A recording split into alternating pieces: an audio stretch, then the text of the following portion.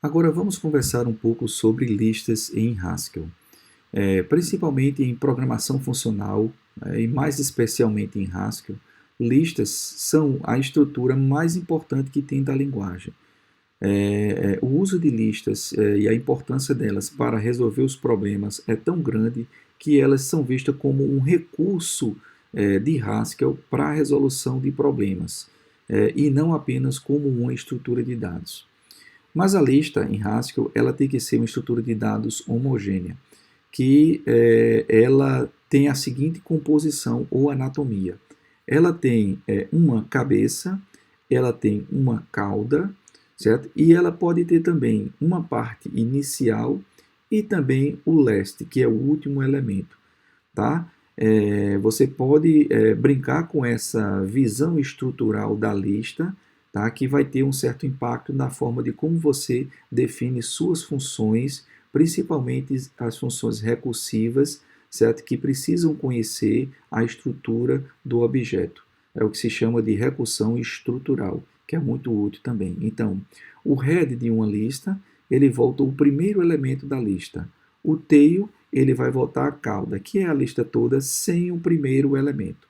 O last volta o último e o init volta a lista todinha sem o último elemento. Né? A lista inicial está sem o último elemento. Tá? Então, vendo aqui, por exemplo, a lista com um elemento, ela pode ser representada como sendo o primeiro elemento concatenado com a lista vazia, certo? Esse aqui, o operador, é chamado de operador de cons, certo? Que ele faz o encadeamento para poder se construir uma lista, tá? Uma lista com 3 elementos pode ser vista como uma lista que tem uma cabeça, certo? Encabeçando uma lista com 2 elementos, que por sua vez pode ser visto como uma lista com uma cabeça e uma outra lista com mais um elemento, que por sua vez pode ser vista como uma lista com uma cabeça e aqui no final a lista vazia. Tá? Então essa visão estrutural que você pode expandir ela para ver como ficaria a representação estrutural. Tá? Normalmente isso daqui é chamado de um estilo em que você faz a expansão, né? Você faz o fold, a expansão do que precisa ser representado. Obviamente, essa representação daqui é muito mais inteligível do ponto de vista programático. Entretanto, essa visão estrutural aqui ela é importante quando se quer definir funções que pode se comportar diferente dependendo do formato da estrutura que se quer, principalmente quando está envolvendo o pattern matching. Vamos lá. Então, para uma lista vazia, essas funções é esperado que elas retornem um erro, tá certo? Não posso ter uma lista vazia, não tem uma cabeça, também nem tem uma cauda, nem tem o último elemento, nem tem o init, a porção inicial da lista, sem o último elemento. Você pode ver como se comporta essas funções na lista vazia simplesmente aqui no interpretador. É só você digitar qualquer dessas funções daqui, head de uma lista vazia. Ele vai acusar aqui logo, vai dar uma exceção dizendo que a lista é vazia. A mesma coisa, certo, das outras funções também, tá certo? Que não estão definidas, não fazem sentido e não estão definidas para a lista vazia. Isso é o que se chama de função definida de forma parcial. Aqui está um exemplo de como a anatomia ou o formato ou a estrutura de uma lista ela tem impacto na definição da função. Por exemplo, imagine que eu queira definir uma função myHead, que retorna o primeiro elemento da lista, uma função própria que eu mesmo quero definir. Então, usando o pattern matching aqui, myHead de uma lista vazia, eu vou simplesmente mostrar um erro. E o myHead de uma lista que tem uma cabeça e cauda, ele vai retornar aqui a cabeça da lista. Então, como é que eu capturo isso daqui? É utilizando o formato genérico de uma lista, tá? Em que o pattern matching vai casar. Olha, o argumento que ele está recebendo, ele tem o primeiro elemento cons encabeçando, certo? Um segundo elemento. Essa operação aqui de coins, ele recebe um elemento e como primeiro parâmetro, tá? E uma lista como segundo parâmetro ou argumento. E aí o pattern match já captura, já sabe que o x aqui ele já é a cabeça da lista e é retornado. A mesma coisa para se eu quisesse definir o myLast, certo? O último elemento de uma lista. De uma lista vazia não faz sentido, eu retorno um erro.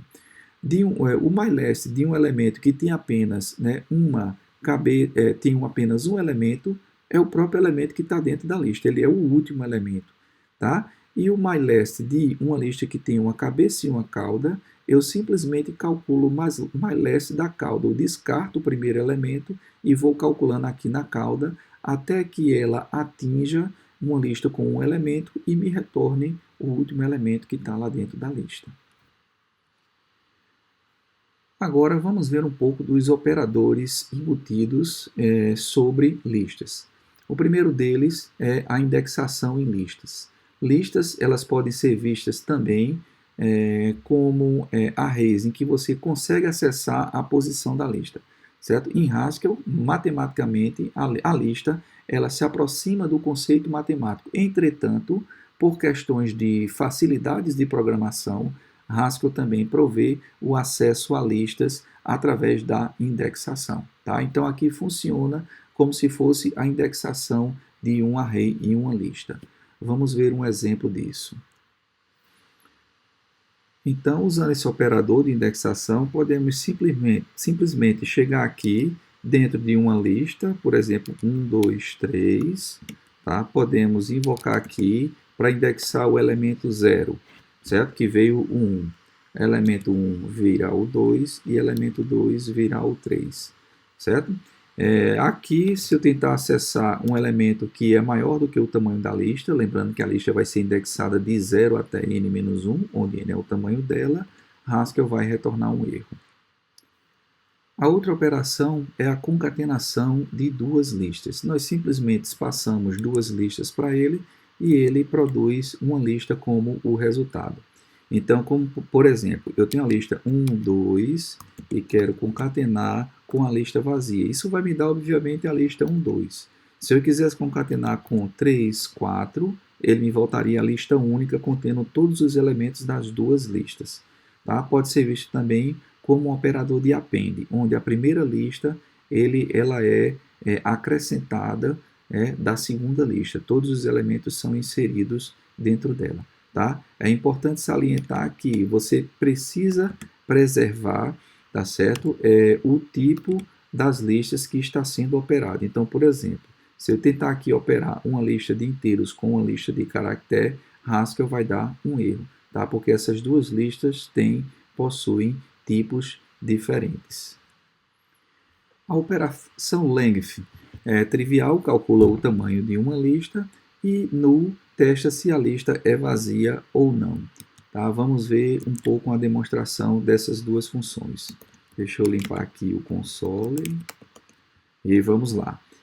A primeira função dela, length, certo? De uma lista começando com 1 e terminando em 10. Uma lista com 10 elementos. Ele vai me dar 10. Ele gerou essa lista e calculou. Tá? O outro exemplo que seria aqui a função null. Testar aqui se a lista vazia é null, ele retorna true, certo? Ou se a lista de 1, começando em 1 e terminando em 10, certo? Lista 20, ela não é uma lista vazia, então retorna false. A função reverse, ele inverte uma lista completa. A função take_k, ele produz uma sublista do início até o késimo elemento da lista. E a função drop, ele pega retorna uma sublista do késimo elemento até o final da lista. Vamos ver alguns exemplos dessas funções. Então, está aqui o reverso da lista de 1 até 10, tá? Ele inverte a lista. Lembrando que, pelo fato da lista estar ordenada em ordem ascendente quando ela é gerada e descendente quando aplicamos o reverse, tá? Esse reverse não é um operador de ordenação, não é uma função de ordenação. tá? Ele é apenas uma função de inversão da lista. Já aqui no caso da função take, como exemplo, take 5 de 1, a lista de 1 até 10, ele vai retornar uma lista com os 5 primeiros elementos. Tá? Se eu chegar aqui nessa função take, tá, e pedir para ela retornar 15 elementos, os 15 primeiros elementos, onde a lista só tem 10, ele vai me retornar, obviamente, toda a lista. Tá? No caso da função drop, se eu quiser drop 5, ele a partir do quinto elemento até o último da lista, ele me retorna essa sublista daí. Tá? E se eu quiser, por exemplo, um drop, né, do elemento indexado com 9 até o final, certo? Lembrando que a lista é de 1 até 10 os elementos, mas a indexação é de 0 até 9. Tá? Então, se eu quero do nono elemento, do elemento indexado com 9 até o final, ele vai me voltar só uma lista com o elemento 10.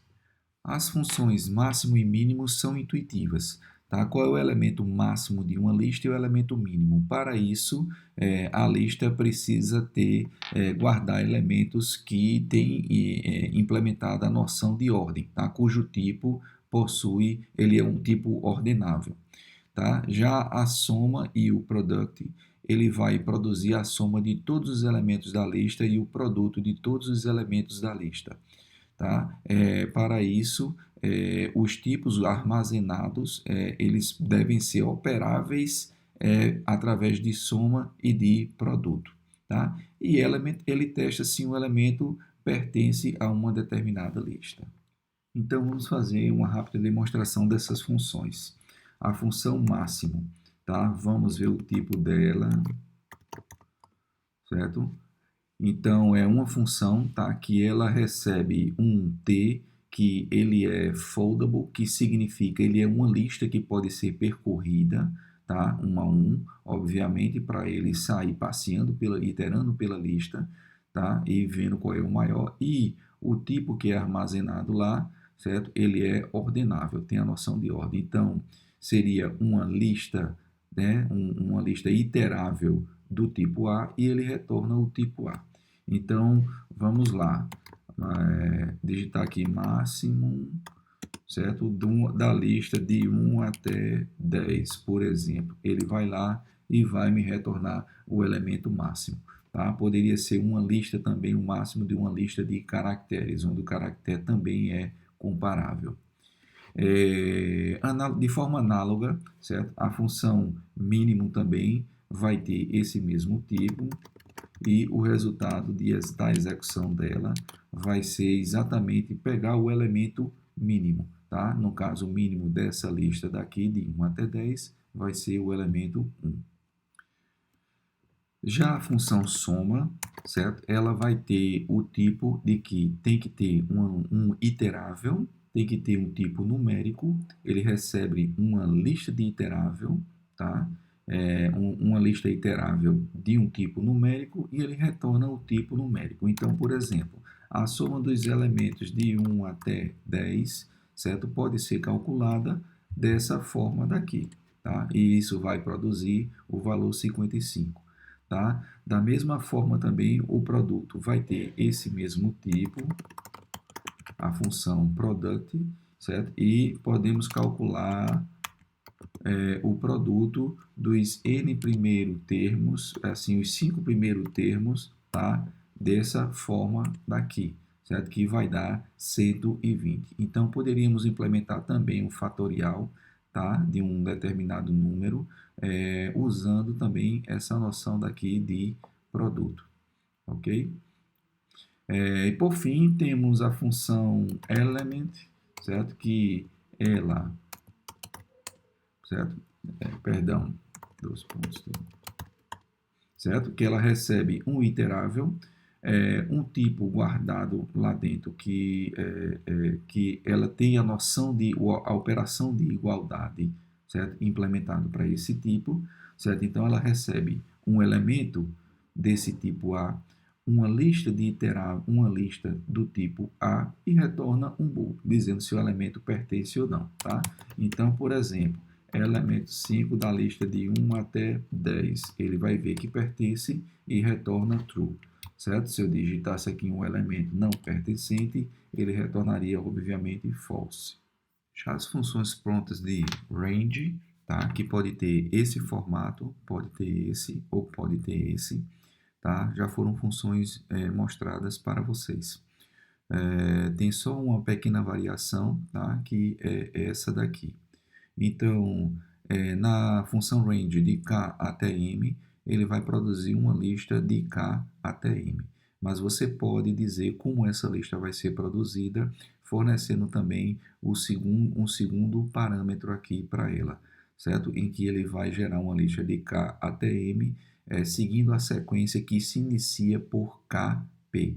E esse aqui, se você não informar o limite máximo, ele vai gerar aqui uma lista infinitamente, uma lista infinita. Vamos só mostrar um exemplo de uso dessas funções, tá? Então, nessa lista daqui, que vai de que vai de 3 até 10, por exemplo, tá? Ele gera uma lista de 3 até 10. Entretanto, eu posso dizer que eu quero que essa lista de 3 até 10, tá? Ela seja gerada seguindo a sequência aqui, que primeiro vem o 3, depois vem o 4, tá? Aí o compilador vai entender que o primeiro é 3, o segundo é 4, o terceiro seguiria essa sequência até 10, que seria aqui 5, 6, 7, ou seja, temos a mesma lista. Entretanto, se eu mudar aqui o segundo valor da sequência para 5, ele vai ver que essa sequência vai incrementando de 2 em 2, tá? E vai produzir aí até 9, porque o próximo da sequência seria o 11, tá? Que ultrapassa o limite máximo, ok? E também usar com cuidado o operador de range, tá? Deixando aqui uma lista em aberto. Isso daqui iria gerar, corresponde a uma lista infinita na hora que Haskell vai avaliar e ele não pararia essa execução, tá? Entretanto, a gente pode usar lazy evaluation para evitar essas expansões infinitas. Então, por exemplo, se eu quero simplesmente o take 2 dessa lista daqui, certo? Então, embora essa lista seja infinita, ela, na hora que vai executar a função take2, ele vai pegando de 1 a 1, tá certo? Até produzir a lista de tamanho 2, tá? Que pega do início os dois primeiros elementos. E aí, essa função ela não sofre com a expansão infinita dessa lista. Então, é interessante saber essa questão de lazy evaluation para evitar computações infinitas. Outras funções úteis de lista são a cycle, certo? Que ele recebe uma lista como parâmetro e vai produzindo uma lista contendo todos os elementos da lista de forma circular. Por exemplo, cycle 1, 2, 3, ele produz uma lista infinita tendo 1, 2, 3, 1, 2, 3, 1, 2, 3. Tá? Ele sai repetindo a lista que ele recebeu como parâmetro, ele sai concatenando infinitamente. Tá? Já a repeat, ele pega um elemento e produz uma lista infinita com ele. Então, repeat 3, ele iria produzir uma lista infinita com 3, 3, 3, 3, 3 e por aí vai. Tá? O replicate kn, ele vai produzir uma lista com tamanho k, tá certo? Contendo apenas esse elemento aqui que foi informado. Tá? Então, vamos mostrar o exemplo desse replicate, porque esses dois daqui eles produzem lista infinita.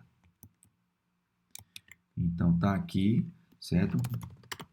Replicate, tá? Uma lista de tamanho 5 com o elemento 2, por exemplo. Tá? E ele foi lá e produziu aqui a lista de tamanho 5 contendo apenas o elemento 2.